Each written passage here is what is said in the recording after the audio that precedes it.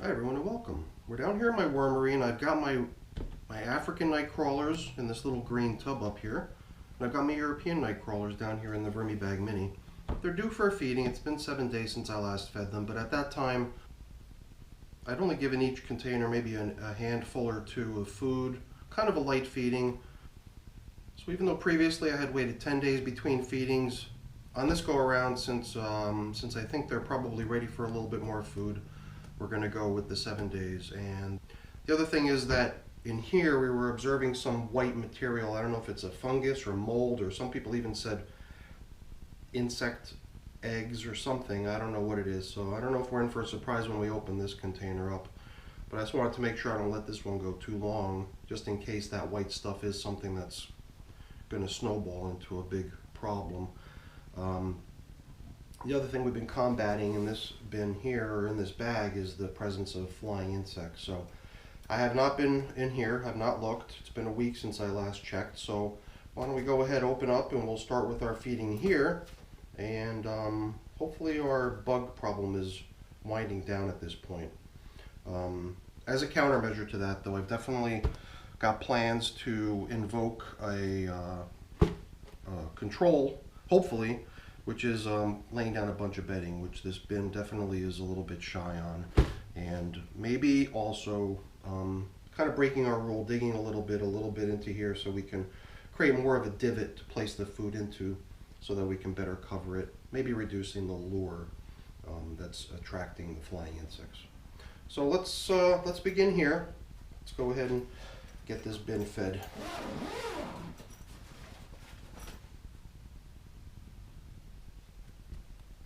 Right away it's clear to see that we've still got flying insect issues. Last time I didn't really do anything. 2 feedings ago I had filled this thing up with some vinegar. I threw a banana in there to lure bugs and it was working. You could see that we collected a fair number of bugs, but I kind of slacked off and didn't bother last time. A fair number of bugs in here, and I don't know, I guess our next step on coping with this is going to be to try to better bury the materials in the bin under a coating of bedding, some fresh leaves that we're going to drop in here. And the bugs are hopefully going to disperse here too, get out of my face.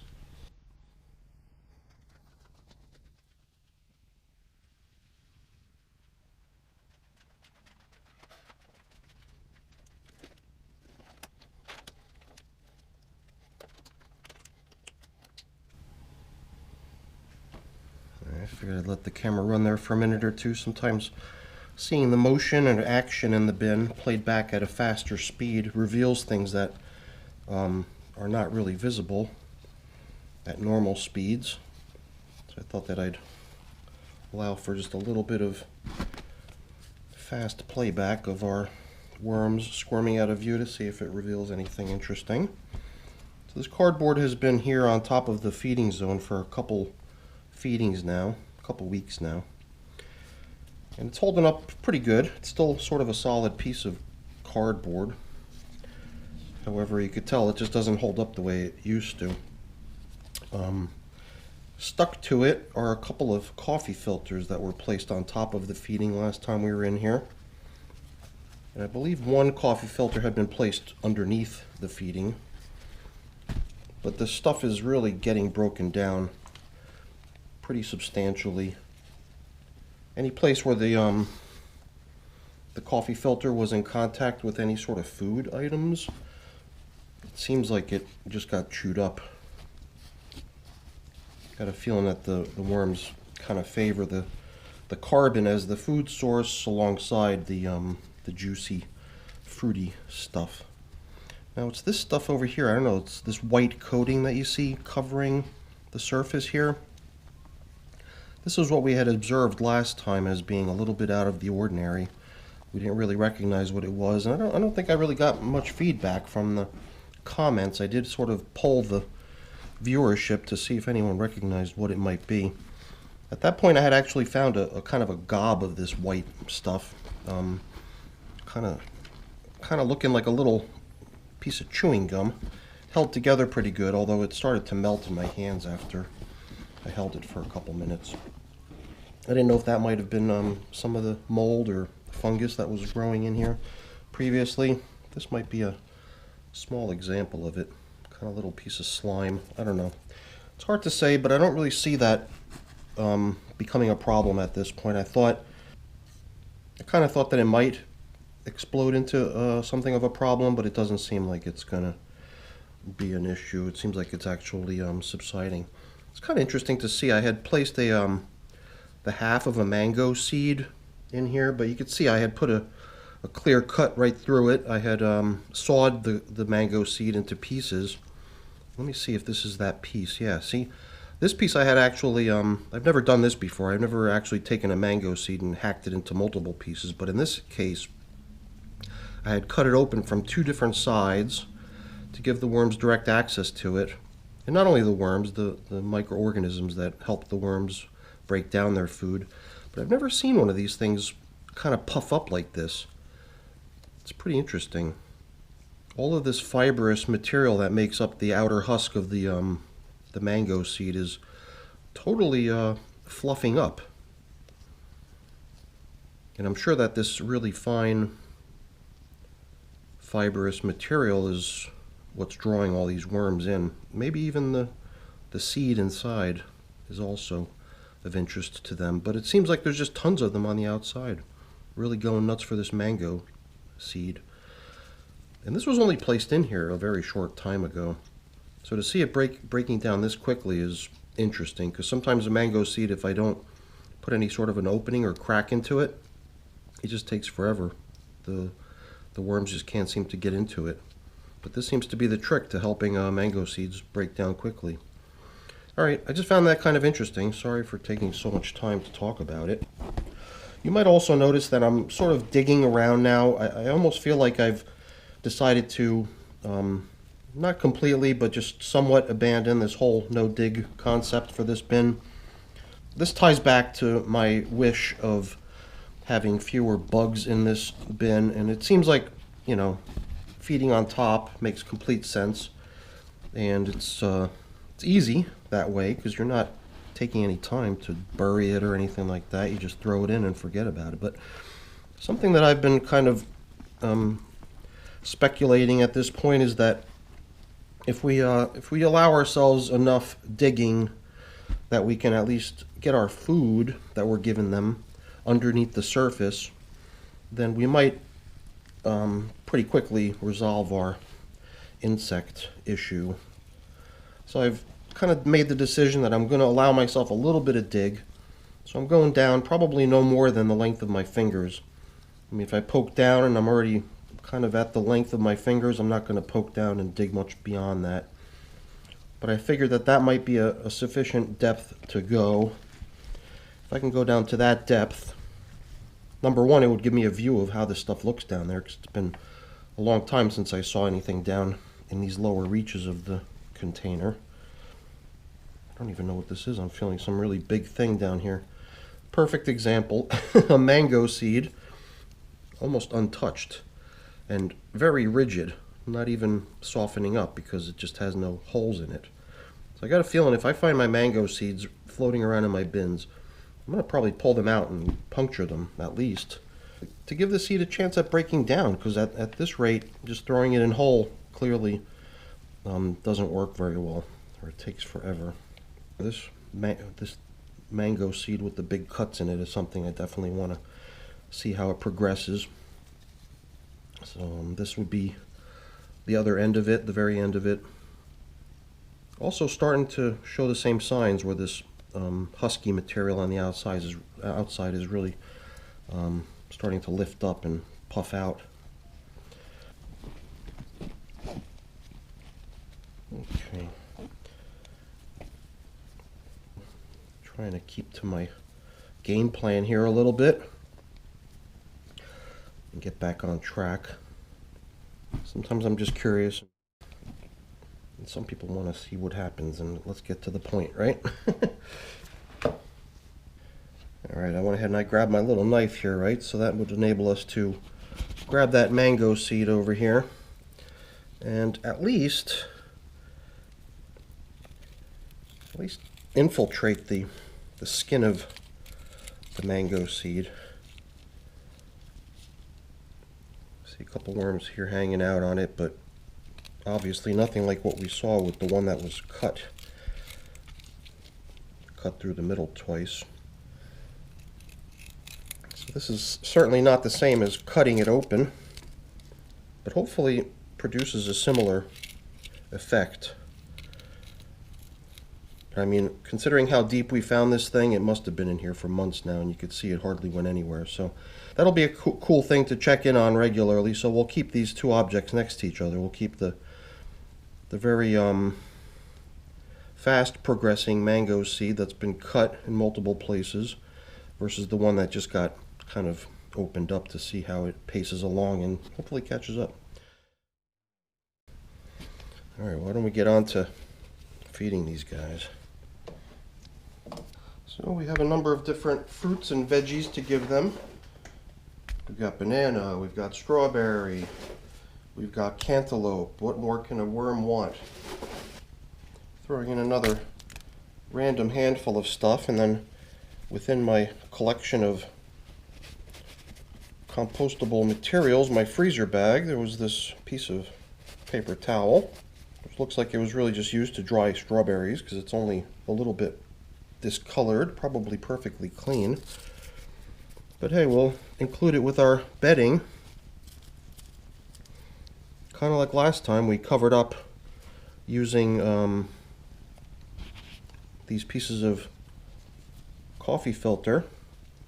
So we'll use them once again to cover up our feeding. And similarly, we'll use this other couple sheets of paper too. Cover up even more. So that's pretty good, I think, but that's probably not really going to help hold back the bugs, you know, because this is very similar to what we've had up until now. I think that what we really need here is also, I believe, something that might have been suggested by one or two of our viewers to actually to put more bedding in, and that's one thing that this bin is definitely lacking, is a good thick layer of bedding on top. So I've got my box, my trusty box of leaves here. I'm just gonna scatter a nice coating of leaves across the top.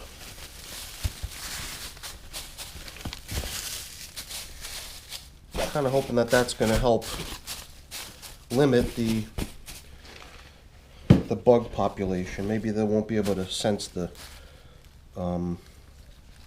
food supply that's right beneath it as easily, or at least they won't. Maybe they'll sense it, but they just won't want to dig down into it quite as much. And you know what? Before we forget, I almost forgot. Even though we've already covered everything up with leaves, I've also got coffee to give them, so I'm going to just use this to scatter across the top. So I guess any worms coming up to enjoy the recirculating moisture that's caused by the plastic bag that's going to cover everything, they'll be able to also snack on coffee when they come up for a drink. And I guess we'll try to keep covering up with this piece of cardboard as long as it sort of stays in one piece. But it's really weakening quickly. It's not going to hold up very, very long, especially since we cover up with plastic, and then that's really the first thing the worms encounter when they come up for moisture. The most moisture that this bin probably gets is right here on this. As the moisture tries to evaporate out of the bin and gets caught by this plastic, it all drops right back down onto that cardboard, making that cardboard an awfully popular spot to be in this bin. Alright, we've got some more food to give to the African Nightcrawlers, so that's it for our European Nightcrawlers here in the Vermibag Mini. Let's move on to the green tub. So now over here with the African Nightcrawlers, I've included their little collection of stuff that goes right back to when this bin was originally built 31 days ago. So it's been 31 days since the African Nightcrawlers have been living in this little gray tub. And when I had removed them from the Vermibag tote, it screened their castings, and whatever material it was that did not go through the screen, you know, mainly larger chunks of uncomposted bedding and food, That material was all placed into this container, and I put plastic over it to keep the moisture. And I wanted to eventually start reintroducing this material back into the bin. I didn't know if this material may have had cocoons in it.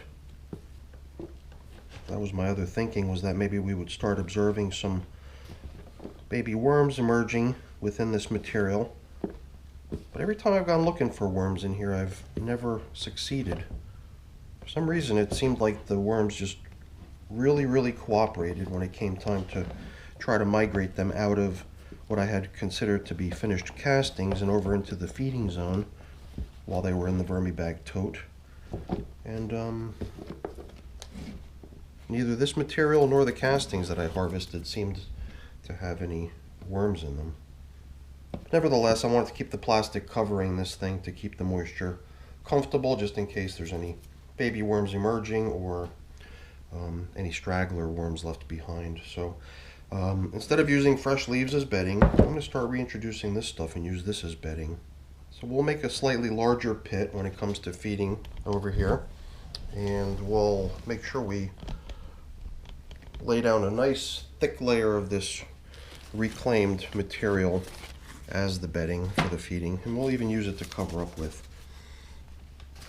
I can already see a pretty visible dent or a little depression here in the middle where the feeding was applied last time. As we remove the plastic, it's even more clear to see.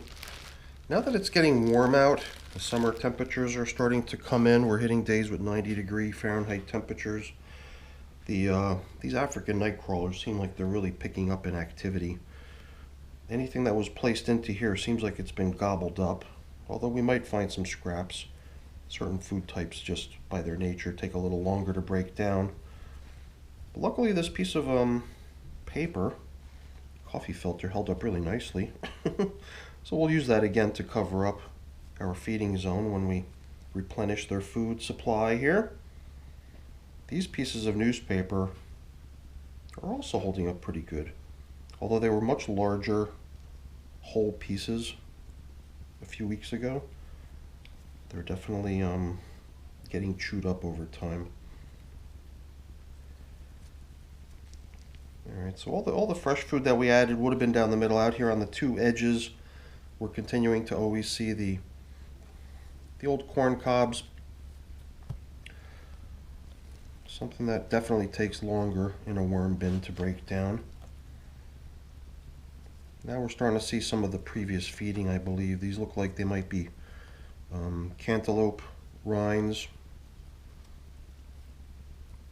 Pretty much stripped off all of the fleshy, meaty part of the fruit, just leaving that outer tough shell, which they'll eventually eat as well. They'll always go for the soft stuff that they can eat more quickly, and then eventually nibble down anything that takes longer to break down.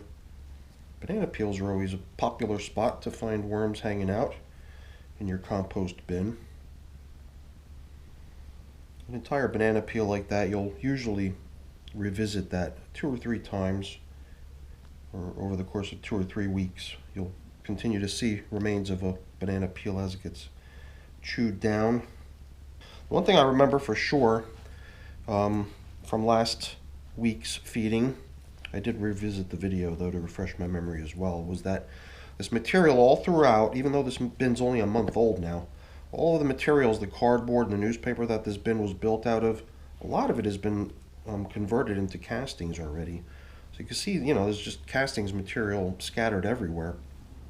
And last time we actually stirred up a lot of that original build bedding material and pulled it up out of the bottom to sort of get that stuff suspended more in the material, mix it together with some of the castings that have already started to gather in this container, and give it all a greater chance of being consumed by being pulled up off the bottom of the container.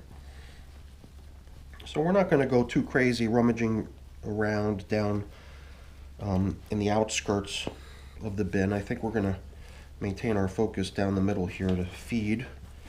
As long as we're here, we know that the popular spot for worms to hang out is where there's an abundance of moisture, Usually it's down here underneath where the feedings have been getting applied is where you'll find the greatest number of worms. And there's something about the Nightcrawlers, they're just a little different than what I'm used to. I'm used to using red wigglers to do my worm composting, and the red wigglers somehow mob together a little bit more. I don't know how to describe it. They show up in large jumbles, you know. You find a nice juicy spot and you'll see just tons and tons of worms piled up on top of each other. Here, there's plenty of worms, but they somehow keep their distance from each other, you know? I don't even want to use the expression regarding keeping your distance. But you know what I'm talking about. This looks really cool. How do we know how much to use though? I've got a lot here, you know. This container, I don't know, it's got to weigh 5 pounds or so, but I'd really like to put a dent into this.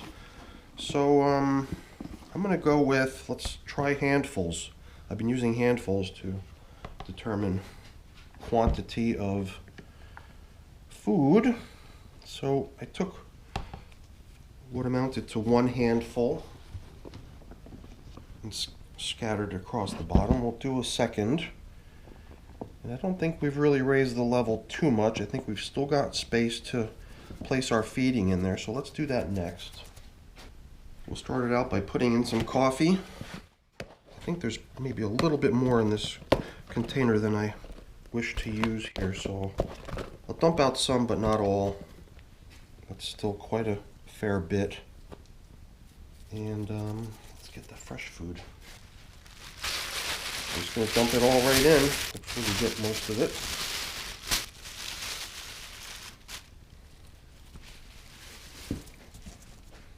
It's a pretty good size feeding.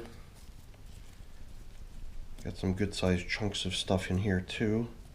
Whole stem of a head of lettuce, banana peel, another banana peel up here. So let's start bringing in the old food. Here's the old banana peel that's already popular spot here, covered with worms. We've got some cantaloupe. I believe that this feeding probably came with some fresh cantaloupe as well. Strawberry, whatnot, all kinds of goodies in here. The worms should be very happy. Here's a banana stem. Got to get these pieces of corn back down into the action. Oops. I just broke off the tip of that corn cob, so that's a good sign too. Once the corn cob gets so brittle that it starts to break, that means it's nearing its end. And it's due. It's due with these corn cobs. I don't know how long they've been going for. Months now. Many months since I put them into the worm bins. Alright, so I guess we can begin covering up here. I've got all kinds of nice scraps of paper, all kinds of stuff that probably came up when I did that stirring of the material last week. Brought a lot of this stuff up off the bottom surface. The stuff may have been best if it had been somewhat suspended in the material, but out here right over the feeding zone and right under the plastic where the moisture is going to be collecting, just as good a spot. The worms are going to really appreciate having all that carbon material right there alongside the regular food. Makes for a nice mix for their diet. I'm just debating on what goes next. Do I save this piece of paper? It's holding up really good. It's still pretty much got its original complete shape with no holes in it, if I remember correctly. So why don't we save that to do the final cover up of our feeding here. Nice generous feeding, if I say so. Oops, little worm, get back in there. And what we'll do is we'll use this as an opportunity to take maybe one more handful of this stuff and use it to cover up with entirely. Maybe even more.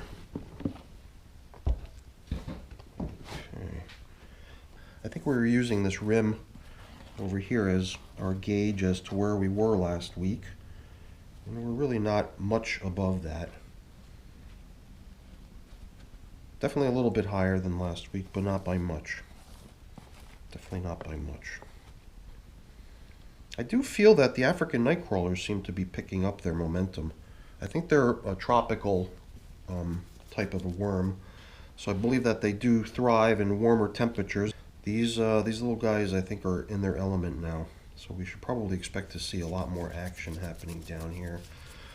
So let's see, how did we have these little guys covered up. I believe this was being used to cover up our supply of uncomposted materials from the screening process. If I'm not mistaken, we put a good dent into this. We probably used about half of it. So if we do the same thing next go around, use this stuff as bedding for under their feeding, and then also as a cover-up, we could very well get this stuff right back into action, which is where it belongs, which is where it has always been. It's been with the African Nightcrawlers up until I harvested them a month ago out of their previous container. I just didn't have enough room in here to keep all that stuff going in here. At least I felt that way. I didn't want to go right up to the rim on this thing, so I figured that as time progresses, material in the bin will settle, making room for us to reintroduce that stuff eventually, get it back where it belongs, in the hands of the worms. Trying not to have castings fly all over the place. It's difficult. It's not easy to try to keep things neat and orderly in your worm bin. The temptation's always there to just be a little bit sloppy because, hey, it's vermicomposting, right? All right, everyone, that's pretty much it for now. I just got a few things to put away here, a few things to clean up, but that's boring. I won't bother you with that. I'll just take this as a chance to say thank you. Thank you for watching. I really appreciate your company. Thanks for sticking around with me. Hopefully you enjoyed the video. I really do. And if you did, then please show me by giving me a quick thumbs up. Quick thumbs up is really great support for the channel. Shows you like the content, and it's really appreciated. And also consider subscribing to the channel too. That's really appreciated as well. All right, everyone. Have a great day. Thanks for watching. Bye-bye.